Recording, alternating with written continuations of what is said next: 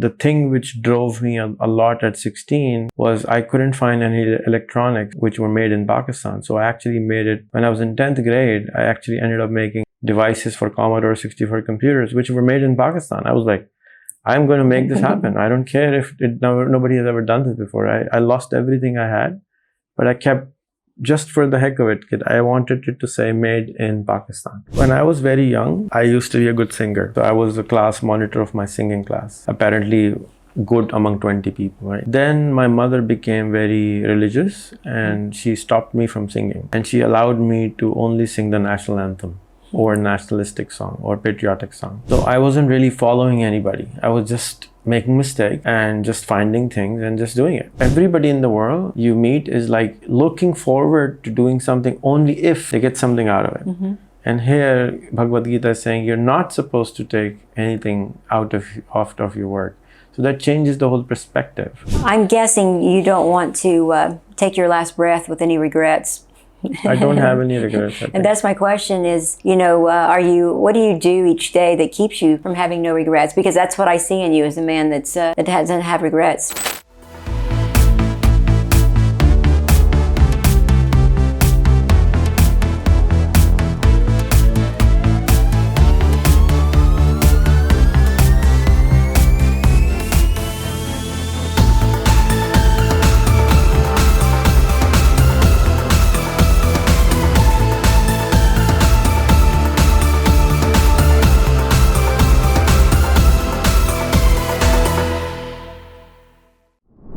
Hello everyone, today we are with Allyson and she is going to interview me. I would love to. This is my dear friend Rehan Allahwala. He is a unique and extraordinary man, and there's a lot of depth there and questions I have and curious about his life. And so today we're going to explore this and find out a little bit more about this amazing man. So Rehan, good to be here with you. Tell me a little bit about your childhood. I was wondering where were you raised, and what was your family like, and the culture in your family? So I was born in Karachi, a house across the street from where you are right now. And my father struggled very hard when he was young. He was born in Delhi, India. Okay. And my grandfather migrated from when the partition was happening. Mm-hmm. And we were well off back there, but when he came here, it was broke. He had to start all over again. So my father worked hard. He grew up pretty poor, and then he worked very hard, and we were blessed to have a house. So he raised me as a person who should be able to do anything, clean the house, clean toilets, don't be ashamed of anything small. He was a business person. He is a business person. And I used to go to work with him when I was very young, just to hang out, mm-hmm. to learn. And I think my father raised me to be a strong person, as I think all fathers want their children to be, and work hard. So yeah, it was a business family. Tell me, did you receive an education after high school? I started my business when I was in the 8th grade. So I barely finished high school. I mean, I did. And I actually bought my first business when I was in the 10th grade. I actually bought a running business already. So I never went to college. I never went to university to study. I went to college one day in my life, mm-hmm. to study, but it was really bad. So I just came off half day even, and I never went back. So was there a moment of inspiration or some sort of pivotal moment in your childhood or your young adult life that inspired you, that said, this is who I am and this is what I was born to do? I still don't know what I'm born to do. I was a very curious young person, and I used to dismantle every toy I had, everything I had, because my father was dismantling all the cars he had. He was fixing all of our holidays. were spent fixing cars and fixing stuff in the house. My father built a new house, and the entire plumbing and electric work was done by him. And it's not normal in this country. In the US, a lot of people do it, but here it's not done anymore. People hire people to get things done. So I was a very hands-on person. There is no, I still don't know what I'm supposed to do. I'm just passing time while I'm here. So when someone achieves success in life, we often imagine that it happened overnight because suddenly everyone knows who they are. And we think, oh, they had it easy, but we all know that it's a process and you can't get to the top with an elevator. You got to take the stairs, right? One step at a time. Were there challenges and obstacles along the way? When it came to starting a business or, as you said, owning your first business at a young age, what sort of challenges did you encounter? And then how did you solve them? I was 14. So my father was a very angry man. I had to hide that I was doing a business. Okay. It was for 3 hours a day, and I was really young. And back in the day, when people showed up, they were looking for, okay, please call your dad, Mr. Rehan. I said, there's no dad, Mr. Rehan. I am Mr. Rehan. No, how can that be? You're just a child. So I think I don't see them as challenges anymore. When I was when young, I believed that these are challenges. I think they're not challenges. They're just a learning opportunity for you to learn something different, learn something new. The body doesn't understand that. It loses hair, it creates stress, it wears you out. But if we can understand our body, that it's just temporary feeling which we are receiving right now, it's not permanent, and we don't take the stress on our head all the time, we can cross it. And that's one of the things I want to try to teach to my students at school, that we need to understand our body, our hormones, our minds, how it works, so that we can manage it. If we don't understand how our car works, we would be stranded in the middle of nowhere because we don't know how to fix it. So I have been like any person, call names, and people didn't understand what I was talking about. And my biggest challenge, I would think, has been that I have traveled a lot and I've seen a lot. And it becomes difficult to explain to anyone, which is so simple to me. And I think I'm a simpleton, but people think I'm kind of smart or achieved something. But I don't think I'm anybody. I think I'm just a normal person. But in the eye of the blind, in the land of the blind, the one-eyed man becomes the king. So because nobody else was doing anything like I was doing, more people knew me. I wouldn't call myself very financially successful person, but I have just been a teacher all my life. I realized it very late in life that I was just a teacher. I was not really in it for making money. I was not trying to make an impression. I was just trying to teach. I was just trying everybody to, hey, you can do this. It's like a teacher, that's the teacher's job, like they're not trying to, oh, I'm your teacher. They're just trying to make you a better person. So that's all I am. Do you think there was a point in your life as you began to move forward on some of these impossible dreams, and you began to explain to me some of the difficulties you encountered as you began to fulfill your dreams, even at an early age? Even your father, who was opposed to you being a young businessman, and he didn't know. Nobody told him. At least I still think he didn't know. In your mind, you knew it was an obstacle, and that's a lot when a parent is not, I think, supporting you, or you don't feel that. But my question is, in spite of that, as you put one foot in front of the other in life and kept achieving and going forward, did you encounter any mentors or any people that, gave you encouragement, or that suddenly showed up when you needed it? What kind of experience did you have when it came to relationships and mentors that helped you become who you are today? When I was growing up, probably when you were growing up, there was no internet. And there is no library near my house. So my mentors were magazines back in the day. I used to buy all the computer magazines I could get my hands on. All the money I used to make every day, I would go and buy a magazine at the end of the week. I didn't save anything. I never learned how to save. My first mentor, I would think, is my cousin. She mentored me, guided me a lot. Then there was another friend of mine, because I was always around older people, because I was 14. It's impossible to find anybody who's younger than me doing the computer business or being in that industry. So I was always around older people. Maybe he was my mentor. I didn't. He made it so subtle that I don't really think he was my mentor. But come to think of it, he probably guided me a lot. The gentleman who I bought the computers from, I was spending all my summers with him, and spending in his shop and doing his work as an intern, and learned a lot.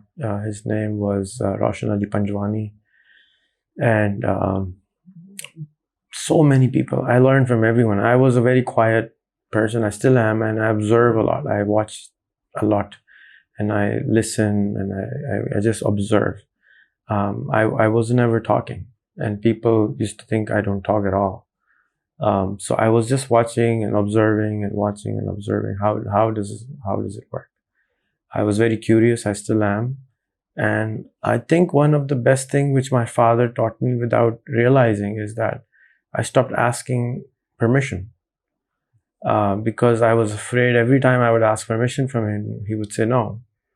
And that made me a person that didn't ask for permission. I just started doing things, and I didn't care if I was failing. So I have like a PhD in failing. I have failed 150 times businesses. So I'm no longer scared of trying anything new, and I don't really care about anybody else, what they think of what I'm doing. And that has made me into a more, I have more endurance than other people, and I can take a very thick skin than other people. Most people would just faint if they can get kind of comments and messages that I get. I've been called, person who worked for CIA, FBI, ISI, RAW, Mossad, because I was always asking questions. When social media came, I was asking questions, and people would get really upset because nobody would ask such questions. And later I found that Richard Branson would say the same, and Socrates would say the same, and I was like, really? All these smart people were saying the same thing? So I was probably not that wrong. But I've never read books. So I wasn't really following anybody. I was just making mistakes and just finding things and just doing it. And I was at Berkeley a few years ago, and this friend of mine, he took me to a professor. He said, look, this theory, this is what he has done. This theory, he's already done this. His theory, I was looking at this face, what he's talking about. There are theories and ways to do things which I found by doing my own mistakes, rather than reading a book or reading a theory or a process. I did so many things that I just discovered them by accident many, many times. Like Edison discovered probably the light. Somebody else could have. He just tried hard enough. Yes. So it's just, probably there are laws of universe which are common for everyone. Yes. If you keep on trying, you discover them. It's remarkable. My interaction with you has made me realize that you carry this burden about Pakistan, this country. It's like a weight on your heart, on your mind, and your soul. And can you tell me a little bit more about when that began, and then what sort of action you're taking to change that? And what are some of the things you'd like to change about this country? It depends how old I was when I was asked this question. See, when I was very young, I used to be a good singer. So I was the class monitor of my singing class. Apparently good among 20 people, right? Then my mother became very religious, and she stopped me from singing.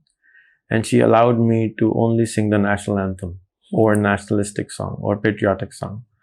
So then every single day at school, I was the one singing the national anthem in front of the entire school, 2,000 kids. and I'm the one singing. So every day I was just singing the national anthem. Every day so it probably became a wala for me. So inside I became like this patriotic person who was all about Pakistan. When I started my first company, it was called Pakistan Computers. The thing which drove me a lot at 16 was I couldn't find any electronics which were made in Pakistan. So I actually made it when I was in 10th grade. I actually ended up making devices for Commodore 64 computers, which were made in Pakistan. I was like, I'm going to make this happen. I don't care if nobody has ever done this before. I lost everything I had, but I kept, just for the heck of it, I wanted it to say made in Pakistan. So I don't know. It's my karmic work, or it's my mother, or for some reason I have been very, very Pakistani. But then when I started traveling, I became more earthling than Pakistani because I did not know better. And you don't know yourself till you actually travel also. So when I traveled, and this friend, mentor-ish person of mine in Seattle, he asked me a few years ago, so Rehan, when you travel everywhere, what do you see? What's the question on your mind? I said, well, my question always on the mind is, how can I make this happen back in Pakistan? Always. He's like, really? You're traveling, you're having fun, and you're still worried about Pakistan? I was like, yeah, I can't. It's like a prison in my head, which I'm kind of stuck into. Probably like the elephant. Have you heard the story of the elephant and the rope?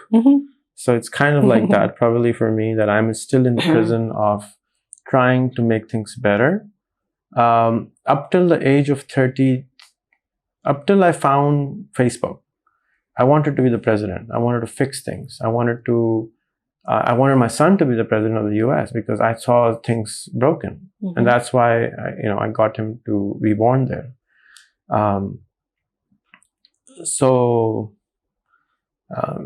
I don't know if you call it the DNA. I think a lot of people, I think everyone, if you meet anyone in this country, they would say, I want to make a better Pakistan, or better Karachi, or better wherever they are. But when you ask them, I've really pondered upon this a lot. They know the problem, they know the solution, but only one thing is missing, which they don't take action. They don't take actions thinking that it would not make a difference. And that's where I, at a very early age, discovered that it does make a difference. Sometimes it takes 20 years, sometimes it takes 30 years, sometimes it takes 5 years, but it does make a difference. You see the result. I saw the result of what I was doing in 1995, in 2005.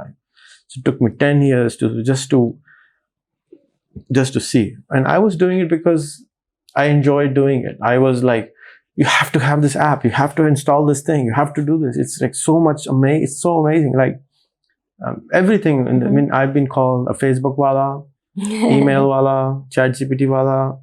Wala means the person who's propagating it. So I've been called names all my life because I was always hollering about something which is new, and that you should adopt it because it will help you. Most people don't adopt anything new. But I was always like this. So I don't really, I forgot the question. That's okay. You've always been on the front edge of change, the front edge of being a pioneer. And the reason is I was reading the magazines, yes, which were a little ahead of time. I was traveling. I've been to 85 countries. So, I've lived in 7. I've seen a lot more things than other people. So I have belief that it's going to happen. It's just time. So there's several different categories in life. There's health and family and inner peace and financial prosperity, etc. That's how, a lot of people strive to be great in each of these areas. But for you, how would you define success for Rehan? What's success to you? Depends who's asking. I think in general, I just want to be happy. I don't think all my work makes any difference, or because I think I see life as just a game now. We don't know if you're living in a simulation. We don't know what's actually happening. So I'm trying to take it as easy as possible, but it's kind of hard because all my life I've never taken it easy. I was like, no, I've got to do this. And I've always liked bold and large missions. So I wanted to end the world poverty. I wanted to, now I want to have everybody earn at least, $6,000 a year. Everything which has to be big was my mission. But now I think I'm getting older. I realize that just keep on doing and don't worry too much about it. The outcome. So when you... I actually read a phrase from Gita. Bhagavad Gita is the Hindu texture. And that you are not allowed to eat the fruits of your labor.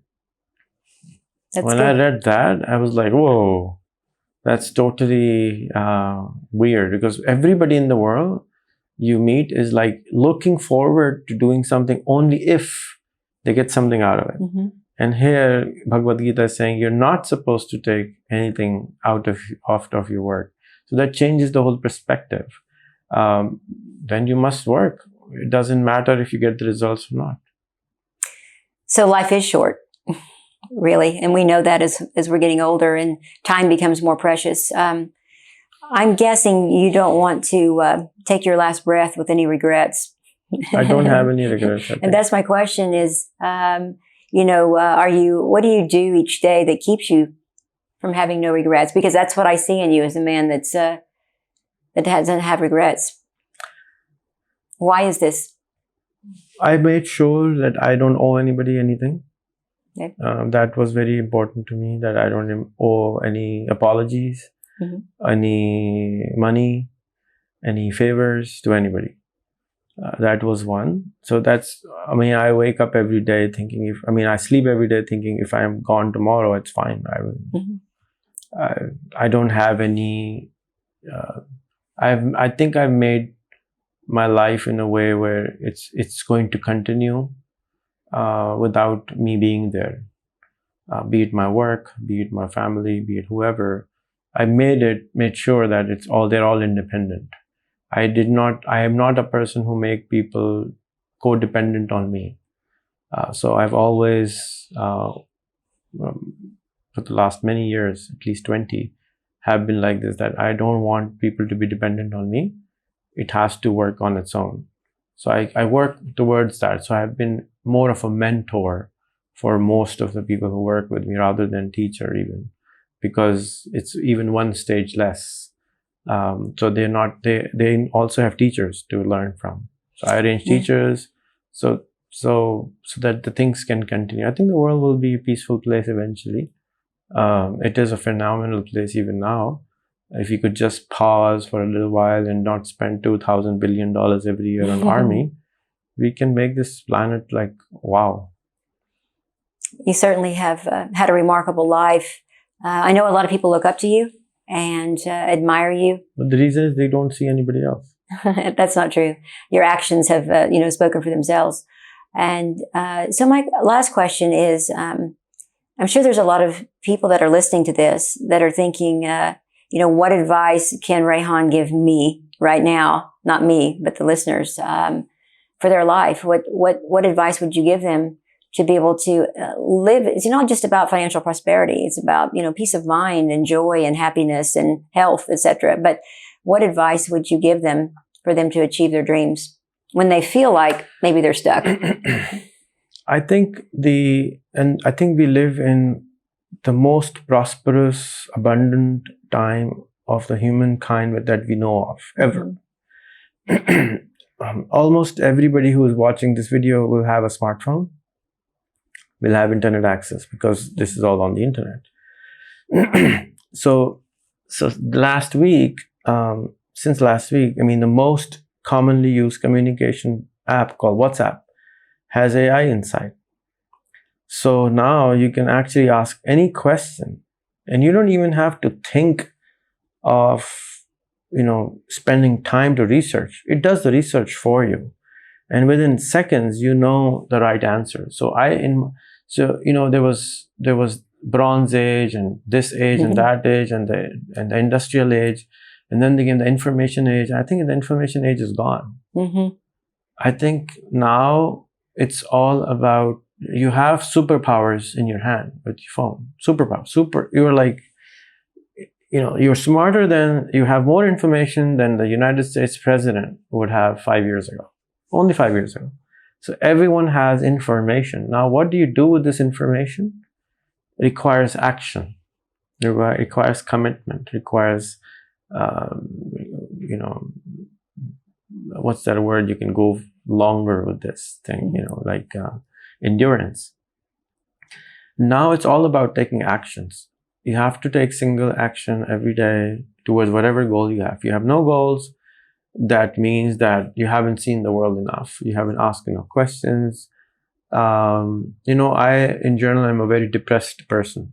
Okay. But sometimes I end up, like last time I was in Norway, I just took a friend invited me over, and he said, just come and stay with us. And I went there, and it was like one of the most beautiful scenery I've ever seen in my life.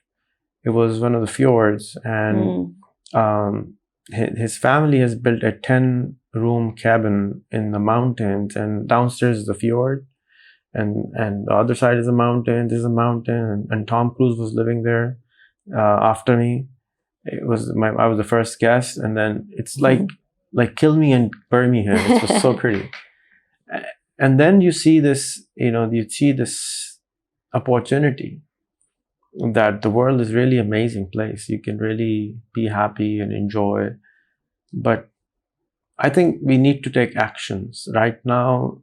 If you're poor, if you're unhappy, like you taught me, that if you're unhappy, if you're poor, if you're not, whatever their situation is now, information is in our hand. All we need to do is take small little step towards whatever you want to achieve, whatever. So it's a time of action. And the person who gave the concept of Pakistan, at least we say it, has a small little poem verse. It's called Amal se banti hai zindagi, jannat bhi, jahannam bhi. Ye khaki apni fitrat mein, na noori hai na nari hai. With action, this life becomes hell or heaven. This sand in its own fitrat, nature, is neither good or bad. So you have to take actions toward whatever goal you want to achieve. And if you don't take actions, you complain, you whine, that means basically you're in your comfort zone. And you're comfortable doing that. And then there's a lot of people say that, dear God, please send me problems. Because when you get problems is when you get strong. Unless you move a muscle, you will not get stronger. Be it you're emotionally strong, be it physically strong, you have to move your muscle. Be it your brain muscle, be it your emotional muscle, be it your physical muscle, you have to move. So if you're depressed, whatever is happening, is basically just move. So I try to move as much as I can. I force myself, even when I don't want to. And I think we live in a phenomenal time, and it'll be really bad use of our time if we don't really use it well.